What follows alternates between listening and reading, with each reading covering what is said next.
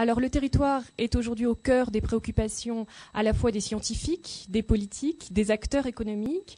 On assiste à une forte utilisation du concept qui du coup devient un peu flou.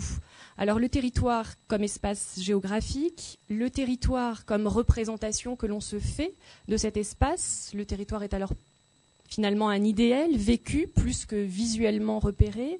Et enfin le système des acteurs eux-mêmes qui agissent sur le territoire.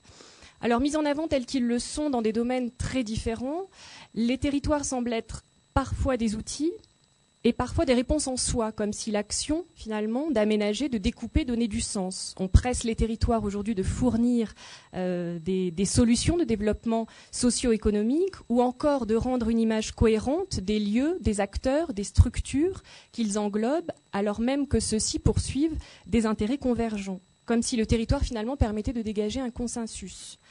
L'enjeu, donc, ce matin, c'est de comprendre comment les territoires se structurent, comment ils évoluent en fonction de ce que les acteurs souhaitent qu'ils deviennent et de cerner ainsi donc davantage ce concept de territoire. Alors, pour nous aider ce matin dans nos travaux, 2 intervenants vont se succéder à mes côtés, Jean-Luc Naël et Eric Fiat, qui nous rejoindra tout à l'heure. J'ai le plaisir donc d'accueillir Jean-Luc Naël. Jean-Luc Naël, tout à fait. Donc, je vous... Monsieur Segat, vous cède sa place.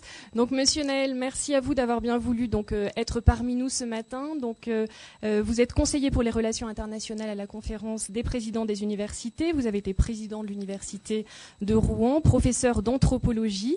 Donc, merci à vous de nous éclairer avec vos réflexions et votre propos ce matin. Je vous cède la parole.